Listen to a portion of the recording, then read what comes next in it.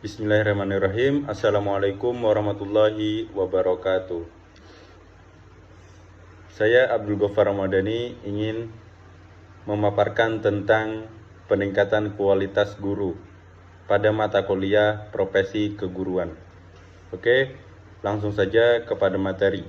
Yang pertama ada faktor-faktor yang memengaruhi kualitas guru. 1. Kinerja guru dalam Undang-Undang Nomor 14 Tahun 2005 Bab 1 Pasal 1 tentang guru dan dosen.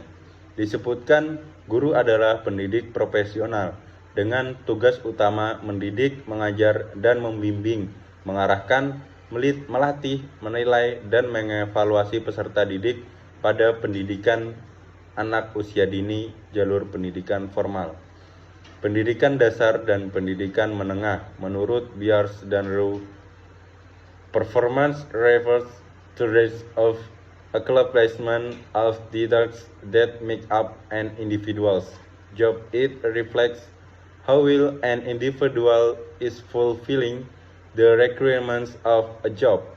Pendapat Beers dan Rowe diartikan bahwa kinerja atau performance guru yang mengacu pada derajat tingkat penyelesaian tugas yang melengkapi pekerjaan seseorang. 2. Kompetensi guru. Kompetensi guru merupakan suatu kemampuan dasar yang harus dimiliki seseorang guru untuk melaksanakan tugas sebagai pengajar dan pendidik.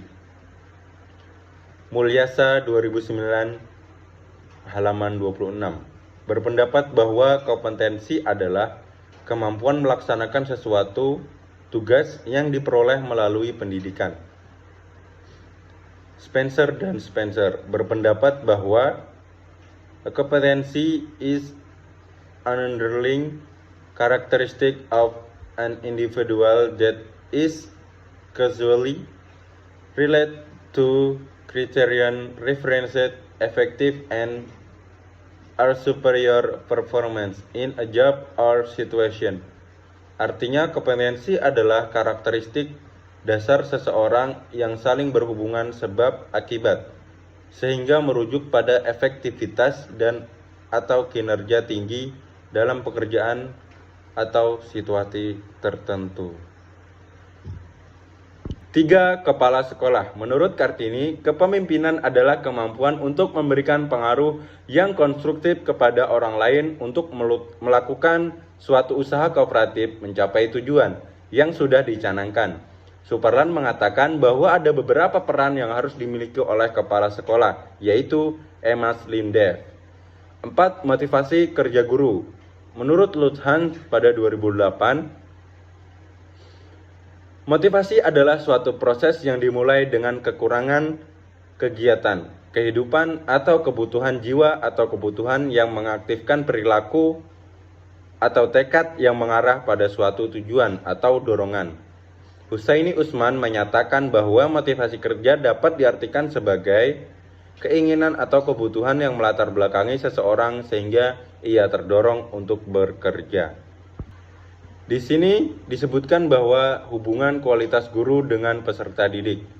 Yang pertama, 1. Gaya mengajar. Gaya mengajar adalah ciri-ciri kebiasaan, kesukaan yang penting hubungannya dengan murid.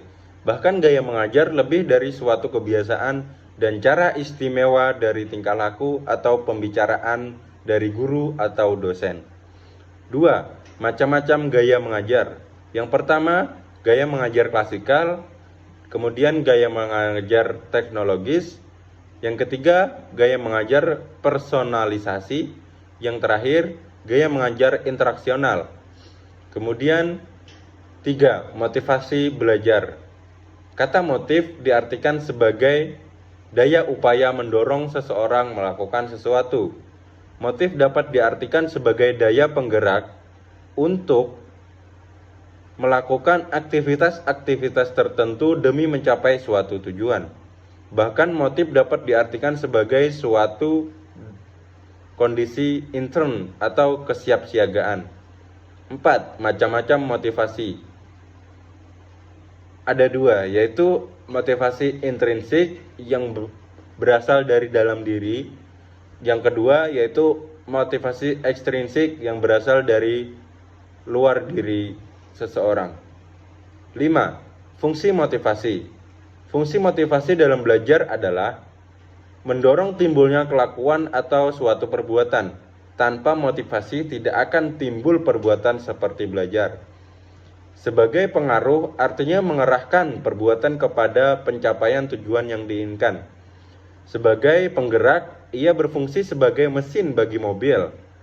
Besar kecilnya motivasi akan menentukan cepat atau lambatnya suatu pekerjaan. Oke, mungkin sampai sini yang bisa saya paparkan